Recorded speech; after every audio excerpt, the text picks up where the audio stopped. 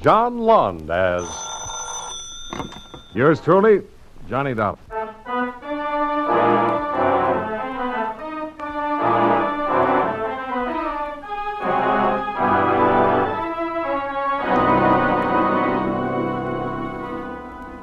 Expense account submitted by Special Investigator Johnny Dollar to Home Office, Eastern Indemnity and Insurance Company, Hartford, Connecticut. The following is an accounting of expenditures during my investigation of the King's Necklace matter. Expense account item 1, $134.70. Airfare and incidentals between Hartford and Miami. Waiting at the airport, as promised, was your Southern States Agency manager, Marty Fenton. Over a cup of brew in the coffee shop, he briefed me on the assignment. Ever hear of King Rawlings, Johnny? King Rawlings? Financial tycoon, wasn't he? Retired some 15, 20 years ago? That's the lad. About a year ago, he wrote a policy on a $250,000 necklace that he owns. Which has suddenly turned up among the missing? Not yet. You expected to? Well, we got a letter from him day before yesterday. Claims somebody attempted to break into his safe. Thinks they were after the necklace. Well, I'm usually sent for after the crime's been committed. True, my lad, true. Oh, pass the sugar, will you, please? Sure. So what am I doing here now? The policy's coming up for renewal, Johnny. There have been nasty rumors circulating around about Rawlings' present financial condition. Afraid he's starting a build-up to put in a fraudulent claim? Been done before. The boys in Hartford get pretty stuffy about that kind of skullduggery. Now, we want you to check around Los Banos and see what you come up with. Is that where the gentle sea breezes waft through the palm trees? 2,000 imported ones. Los Banos is Rawlings' own personal island off the coast of Cuba. He's lived there for 20 years, surrounded by his memories, his trees, and his collection. Of precious stones? People. Mr. Johnny Dollar is one of the... Oh, your plane's waiting, Johnny. I hired a little amphib to fly Let's you not down. brush off the collection of people, Marty. Who am I to prejudice a stalwart investigator about to brave the dangers of Rawlings Isle? On your way, lad. And may the blessings of Eastern Indemnity follow you even unto the ends of Los Banos.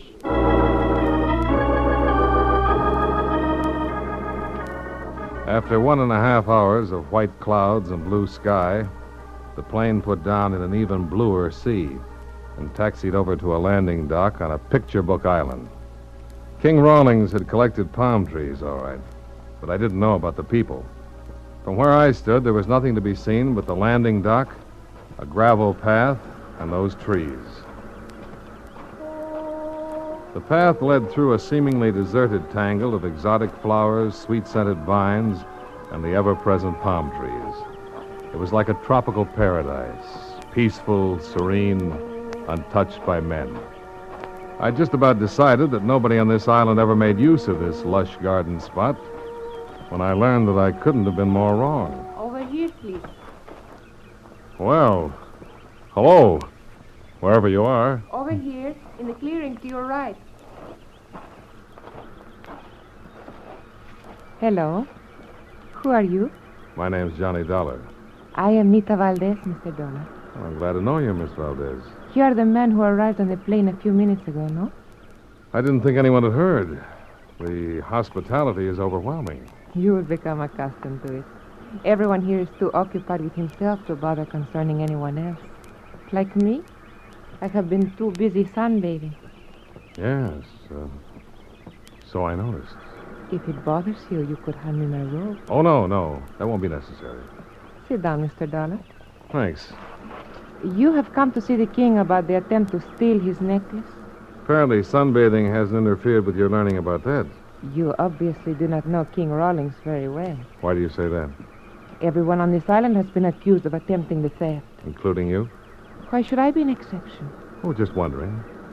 Because I'm young and beautiful, you think perhaps I hold some special place of esteem in King Rawlings' affections? Well, do you? Can you reach that bottle of suntan lotion? Yeah, sure. The back of my shoulders. Would you mind? It is a difficult place for me to reach. Oh, I'll be glad to. About the necklace, Mr. Dollar, I would not be too concerned about it if I were you. Oh? Why not? Well, if anyone had actually made an attempt to steal it, the king knows who he is. But he still accused everybody here, huh? It affords him a great deal of pleasure to make others squirm and be uncomfortable. You don't like him very much, do you? I hate him. Then why do you stay here? Same reason as everyone else. Money. Oh, that will do nicely, thank you.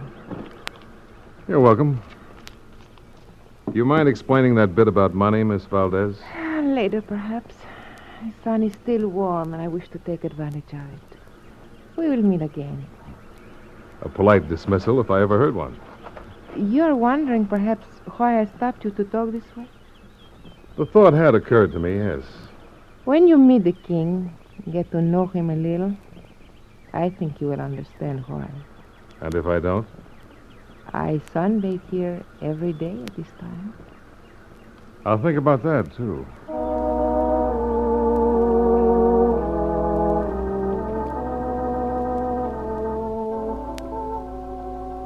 I found that Rawlings, like all good kings, lived in a castle. This one, obviously imported, stone by stone, from some Moorish province.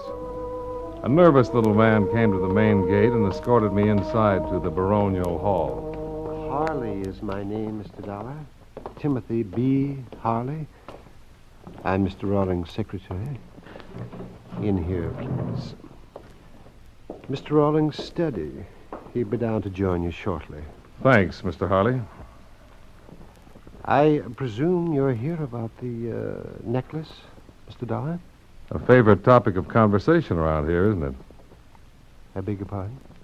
The necklace. Oh, yes, of course. Well, under the circumstances, you see, the attempted theft and all, it, has someone else mentioned it to you? Any reason why they shouldn't? Oh, no, not at all, no. It was just that, well, was it Nita Valdez by any chance? What makes you think so? Oh, nothing. Oh, no, nothing at all. Only, you see, it was, well, to tell you the truth, I've suspected something for a long time. It's come to my attention. You talk too much, Harley. Oh, Mr. Rawlings. Oh, I didn't hear you come in. I was just telling Get out. Mr. Oh, well, of course, Mr. Rawlings, of course. You're from the insurance company? That's right, Johnny Dollar. Why you instead of Marty Fenton? He's an agent. I'm a special investigator. I didn't request an investigation. You made a report of an attempted robbery. What do you want me to do? Have you declare the policy void because I didn't? What do you want us to do? Thank you for letting us pay out $250,000 if the necklace turns up missing? Over here, darling. There's the safe I keep it in. Pretty substantial job. Fenton supervised the installation himself. Those scratches near the combination, those what made you think somebody tried to force it? Only a hammer and chisel could make those marks. Mm-hmm. I'd like to see the necklace. Good. Who do you think was after it? Either Harley or my protege, Nita Valdez.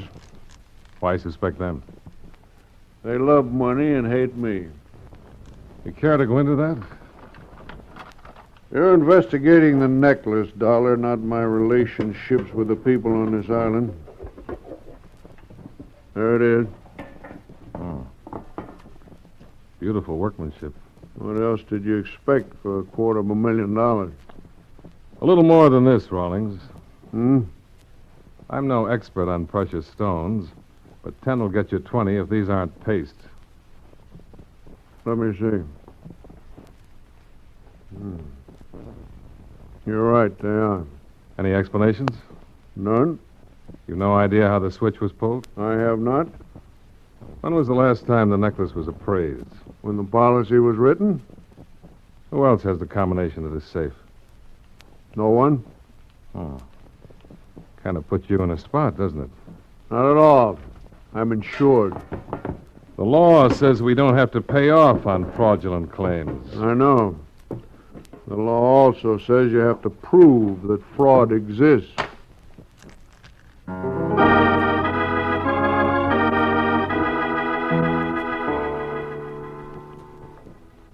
I broke the news to Marty and looked around for something to improve the shining hours while waiting for him to arrive. I found it, dressed in a clinging silk gown on a patio overlooking the sea. It was obviously the cocktail hour.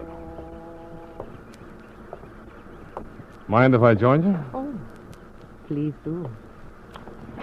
I can't make up my mind. To what, Mr. Dollar? Which shows you off to greater advantage? That dress or the sunsuit? For that, you may have a choice of rewards. Scotch or martini? Nothing, thanks. Well, what did you think of him? The king? Yes, I'm more interested in what you think of him. I have already told you I know. He confirmed your statement. that I hate him. Mm-hmm. You can believe it. I do. What I want to know is why. King Rawlings is a collector Stamps, butterflies, out-of-state license of plates. people, Mr. Dollar. How does this fascinating game of his work? He specializes in aspiring artists with little or no talent. An actress like myself, a would-be poet like Harley. He baits his trap with a promise of money to aid their careers, keeps them dangling as long as they can amuse him and feed his ego. Then he casts them off.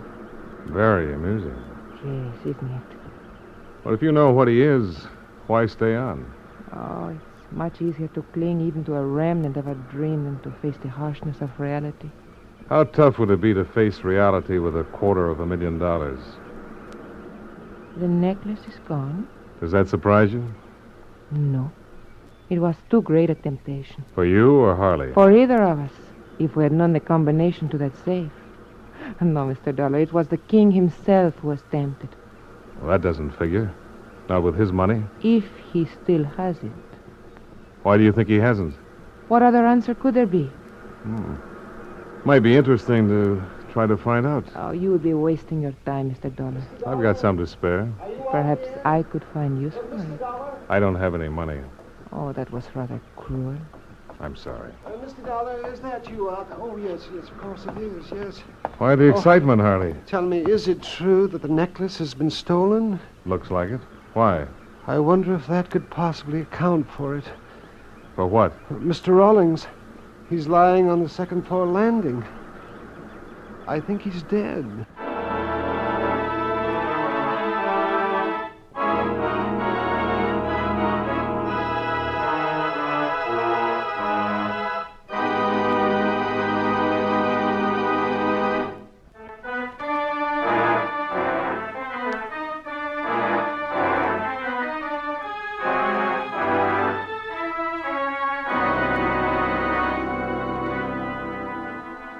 Timothy B. Harley couldn't have been more right. King Rawlings was lying stone cold dead on the second-floor landing. When Marty Fenton flew in 3 hours later, accompanied by a Captain Fuentes of the Havana Police, I gave them a fast briefing. Marty's reaction was predictable. Nobody gets off this island until we learn what's happened to that necklace. Right, Captain Fuentes? Yes, I agree, Senor Fenton. Up to a certain point. What point? What do you mean? The good captain apparently feels there might be something more important about all this than a missing necklace. What could be more important than $250,000 in stolen jewels? How about murder? Never entered my mind. Naturally not. Eastern Indemnity only insured Rawlings' stones, not his life. I guess I had that coming. Senor Dollar is quite correct, however. The cause of Senor Rawlings' death is not apparent at the moment. It will require an autopsy to determine. And if it's murder? We must then regard everyone who was present upon this island with suspicion. What help can you give us regarding that, Senor Dollar? Well, just what I've told you. Outside of the servants, only Harley, Miss Valdez, and I were among those present.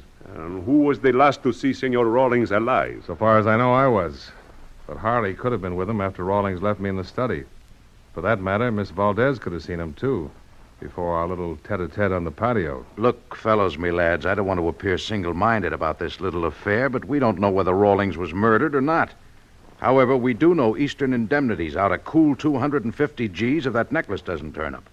Payable, of course, to Senor Rawlings' estate. Sure, but who cares who it's payable to? What I'm interested in is not paying it. Thinking of possible motives, Captain? The heir to Senor Rawlings' fortune might well be suspect. So would whoever stole the necklace, if Rawlings had tumbled to him. And there's always plain hate, isn't there? You have something specific in mind, Senor Dollar? Just a suggestion, Captain. Fuentes had his plane fly Rawlings' body back to Havana for posting, while he conducted a very thorough, if unenlightening, questioning of those present. Apparently, no one had seen Rawlings after he left me in the study, had any idea how he died, or what had happened to that necklace. Fuentes knocked off around midnight, and everyone ostensibly went to bed. I still had a few unanswered questions kicking around, so I went up to Harley's room to try them out. Why, yes, Mr. Dollar. Mr. Rawlings had a will, but as I told Captain Fuentes, it's locked in the safe. And it'll take a court order and some professional safecrackers to get at it, I know. But what about the copy? Copy? It's customary for the attorney who drew it up to retain a copy. Oh, yes, of course. I hadn't thought. Senor Chavez must have one in Havana. He's an attorney there? Yes. As a matter of fact, he handled most of Mr. Rawlings' financial affairs. Well, he must have a copy. Oh, why don't you ask him? Oh, I will. But first, I'd like to know why you were planning to leave Los Baños. Leave it? Well, how did you know? Well, maybe you can think of another reason for having a half-filled suitcase laying there on your bed. Oh, yes, of course. Yes. I was planning to leave. There's no reason why I shouldn't. After all, my employment here has been terminated. Have you discussed the idea with Captain Fuentes? Well, no, but why should he object? I'm not guilty of anything. Just a thought, Harley. Mind if I take a look at that suitcase? No, don't touch that. I don't. Well, what do you know? A brown paper parcel neatly wrapped and tied. You mind telling me what's in it? It's none of your business. Put that down. It wouldn't be a necklace by any chance, would it? Put it down, Dollar. Oh, sure, right away. Well, now that's interesting. All new, crisp, in $100 denominations. Must be close to $10,000 here. Well, what of it? It's mine. Oh, I don't doubt that. I'm just wondering where you got it. I saved it. Working for Rawlings? Yes, why not? I saved it working for Rawlings. It's mine. Okay, Harley. I don't want it. Don't you really know why Captain Fuentes might object to your leaving now? No. I most certainly don't. Remarkable.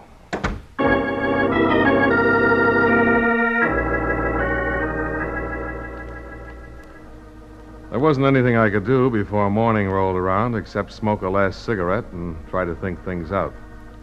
So I went out on the same patio where Nita and I had our talk and lit up. The one cigarette turned into two. Then I started to light a third one. That was a mistake. I saw the muzzle flash. It came from somewhere inside a clump of palm trees. But with a full moon behind me, I wasn't going to get heroic about it. I made a dive for a concrete retaining wall. I didn't think the shots I'd snapped out had done any good, and I had no intention of finding out, not with that moon lighting things up. So I made myself comfortable with my back to the wall and waited for the Cuban Marines in the person of Captain Fuentes to come charging to the rescue.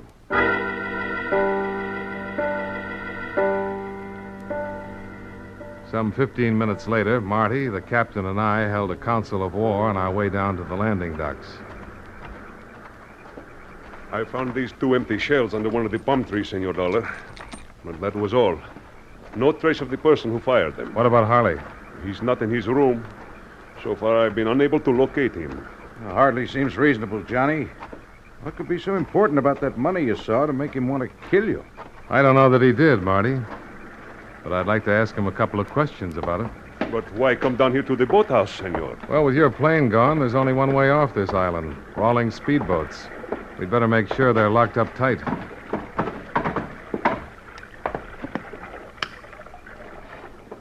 One of the slips is empty. It wasn't when I got here. We heard no motor, Senor. Well, that's nothing that a paddle and a pair of willing arms can't explain. Harley? That's my guess. Then it's 10-1 he has the necklace with him.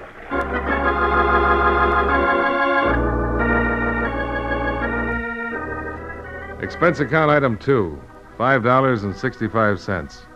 Breakfast for two in Havana, where Martin Fenton and I found the bougainvillea and the tourist rates in full bloom. We wanted to talk to Senor Chavez, Rawlings' lawyer, and after a rough trip on one of the speedboats and that rougher breakfast tab, we made our way to his office. See, I have a copy of Senor Rawlings' will, but you understand I cannot disclose its contents until the court so order. Well, we don't want any details, Senor Chavez. Huh? But I understood you were inquiring about beneficiaries. All we want to know is if he left anything to a Timothy Harley or Anita Valdez. I see. Well, we've explained the circumstances, Senor Chavez. It can't violate any professional ethics to give us a yes or no to those two names. No, I do not believe it is unethical to tell you this much.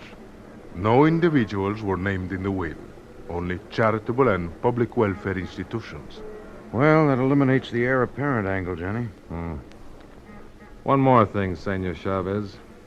There have been rumors that Rawlings' fortune was almost gone. Any truth to them? Not a bit. All his investments were most judiciously placed. He was perhaps wealthier at the time of his death than at any time during his life. Well, you've been a big help. Thanks. For nada. It is an attorney's duty to aid the law, is it not? Any time you are here in Havana, please to stop in. It would be my pleasure. Will do, Senor Chavez, and thanks again. Well, it was a great help. Cleaned up some loose ends. It's a loose necklace I'm worried about, Johnny. Where do we go from here? Well, we can check out the local police, see if they've picked up anything on Harley. Good as anything, I guess. Oh, which way? We passed it on the way up here. We'll go right... Senor Dollar, it is most fortunate that you're still here.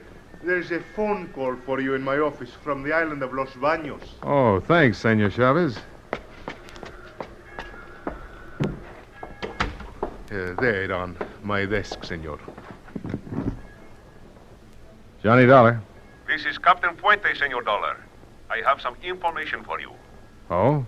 What is it, Captain? First of all, the autopsy report on Senor Rawlings has come in. Natural death? See, that is correct. From an old aggravated heart condition. But how did you know? No real reason for anybody to murder him. What else? We have found Senor Harley's body at the north end of the island. Apparently his motor stopped and the surf dashed him against the rocks. His skull was fractured. You didn't find the necklace on him? No, but he is the one who stole it. What makes you think so? In his wallet, we found a slip of paper, senor. On it was written the combination of the safe.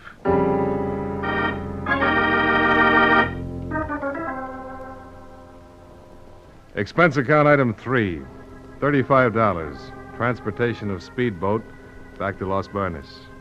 With Captain Fuente's report, there was no need to report directly to the island, and Marty was anxious to get back to the office and bring you up to date. So he chartered a plane, and we took off for Miami. Well, Johnny, my lad, we chalk up another happy collaboration, huh? Yeah, you might call it that, Marty. A king there was. You know, somehow I don't think Rawlings was a very happy man with all his dough. Holed up on that island, nothing but hate around him. Well, money's not the answer to everything. No, but as the saying goes, it sure helps. But then I guess it didn't help Harley much either. I wonder if we'll ever find that necklace. It'll turn up. Pretty optimistic, aren't you? No, I'm sure of it. Well, come on, Johnny, give. Where do you think it is? Right there in your briefcase. It's not a very funny gag, Johnny. No, Marty. It's not. And how about changing the snapper? I wish I could, Marty. But it figured all along. Looking for every possible loophole, I guess. But they all closed up on me. Where did I slip? Where they all slip. At the very beginning. When you first thought of it. What tipped you? Rawlings swore that only he knew the combination of that safe. He was wrong. One other man knew it.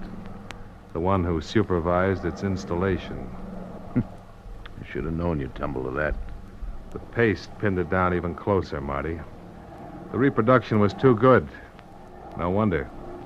You had every descriptive detail in your copy of the policy. Weights, dimensions, photographs, everything. I didn't go back to the island, Johnny. How could I make the switch? That's where Harley came in. You slipped him the combination and he made the switch. That's why the 10,000 payoff. And why you had to kill him. And frame it as an accident. Maybe I should have killed you, too, when I had the chance on the patio. You've still got your gun. Nah. What's the use? It was wrong all the way. Besides, I never could outshoot you.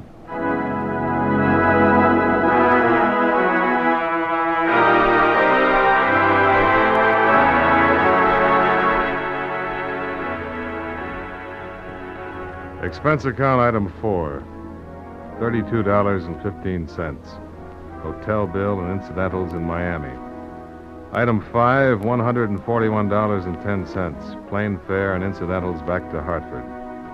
Expense account total, $348.60. Remarks: with all due deference to my chosen profession, sometimes this is a lousy business. Yours truly, Johnny Dollar.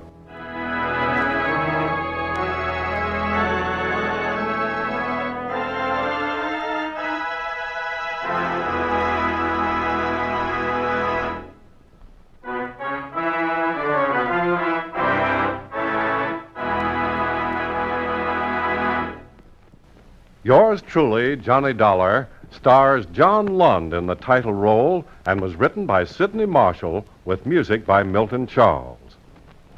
Featured in tonight's cast were Jack Moyles, Lillian Baeff, Tom Tully, Howard McNear, Nestor Paiva, and Don Diamond. Yours truly, Johnny Dollar, is produced and directed in Hollywood by Jaime Del Valle.